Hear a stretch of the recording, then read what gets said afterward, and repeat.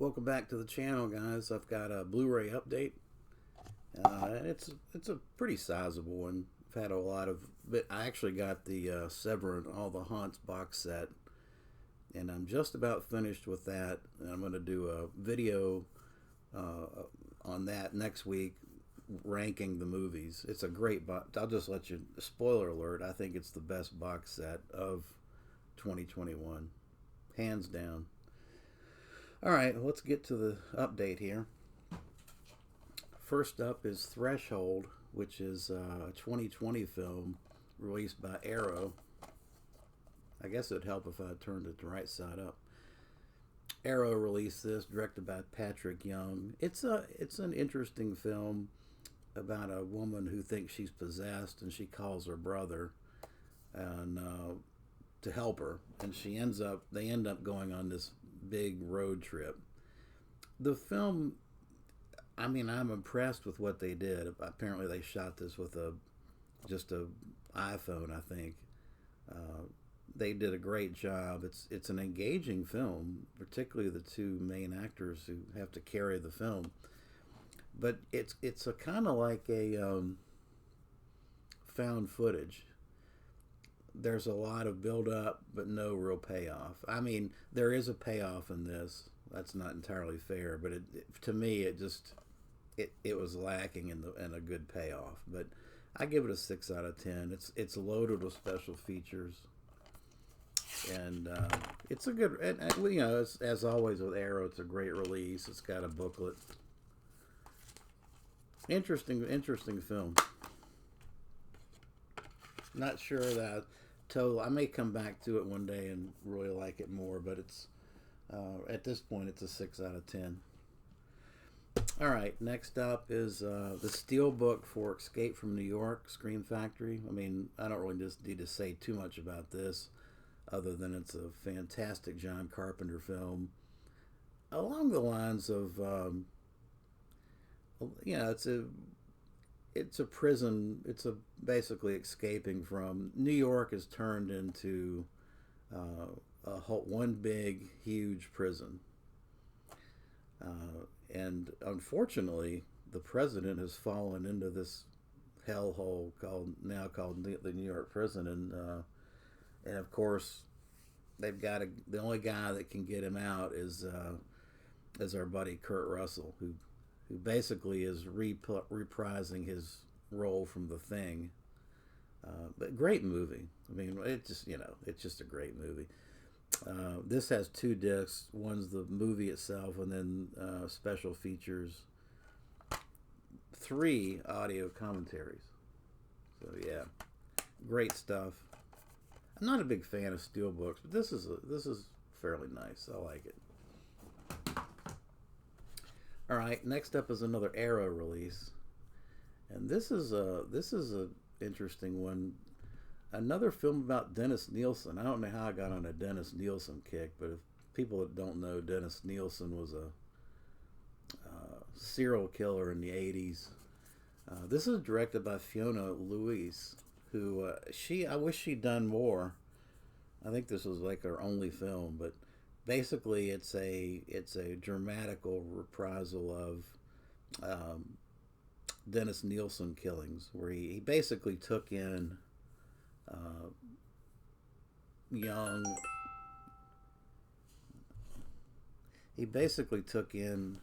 man, the phone distracted me. He basically took in young boys down on their luck and then killed them.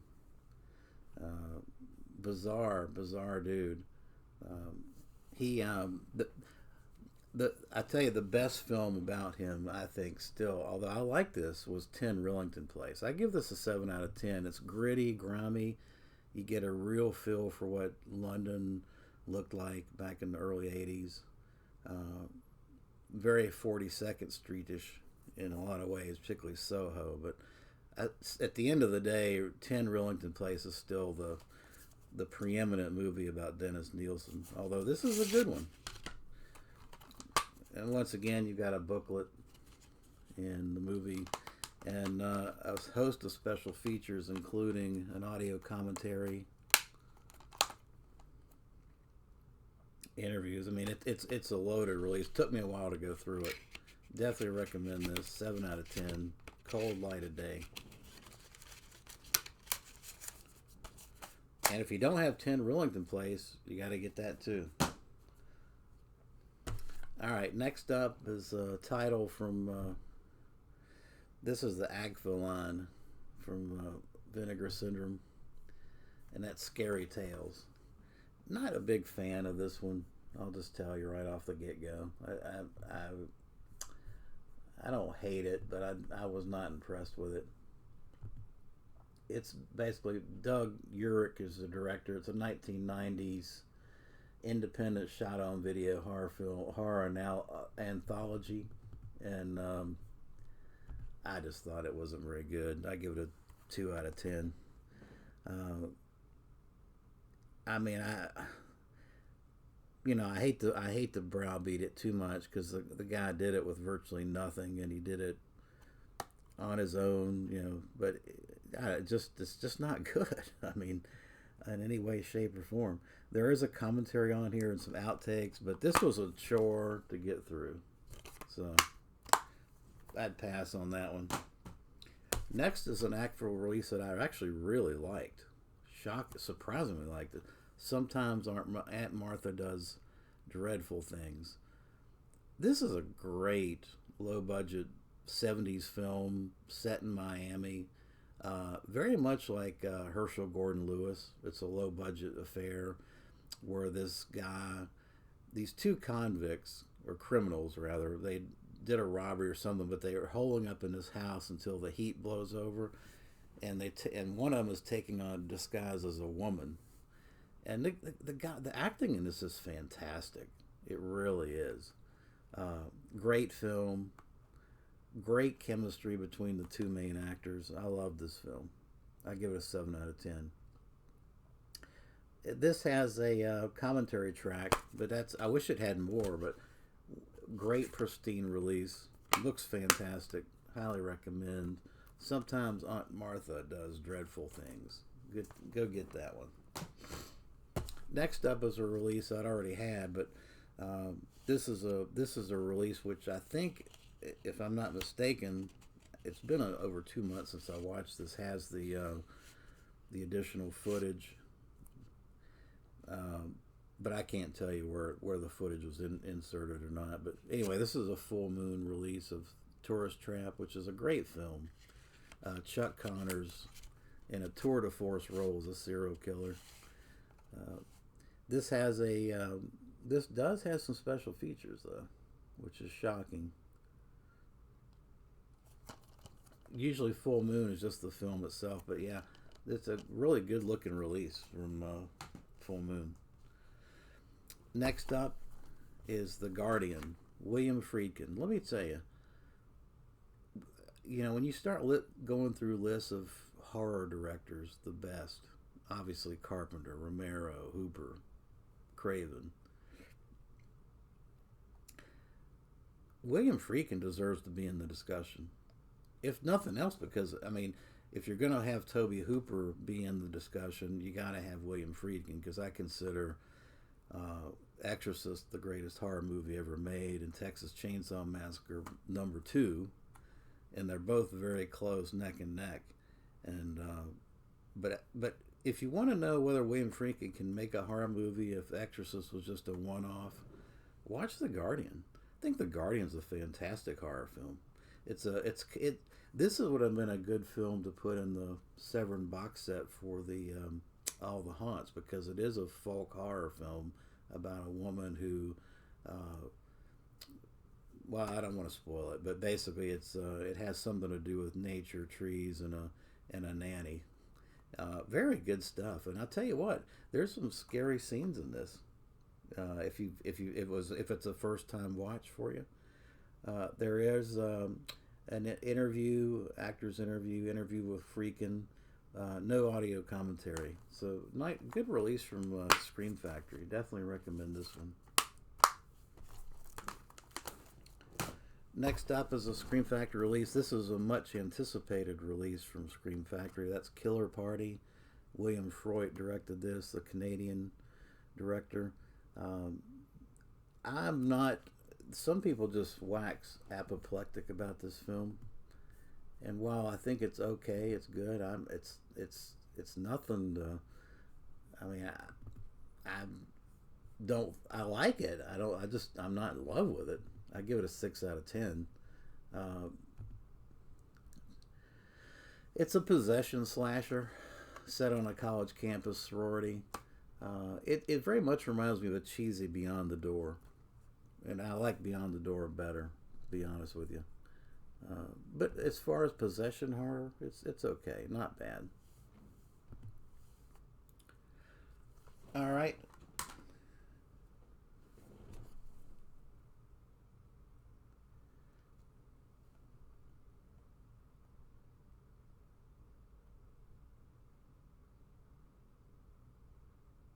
hang on a second.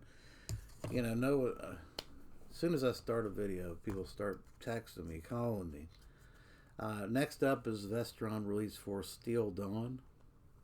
And this is a great example of a film that I would have never bought, but mainly because Patrick Swayze's in it. And it's just kind of cringy for me anyway.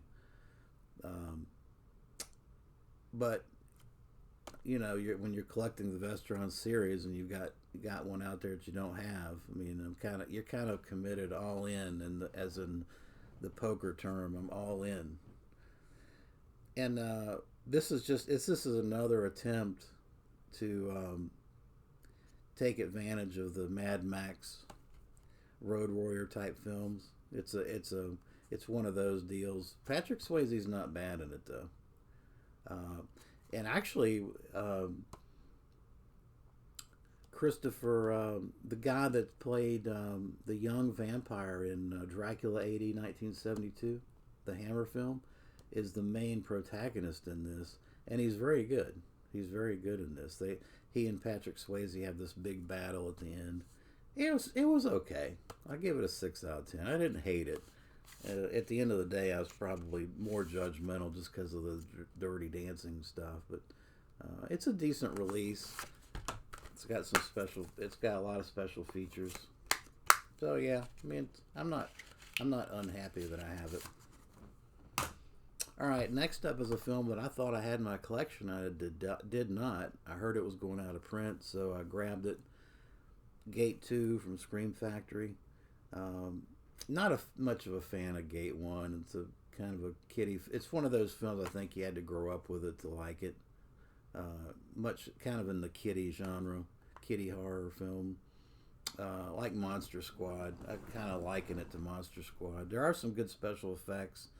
And there's some great special effects in this one as well. I'll give it a 6 out of 10.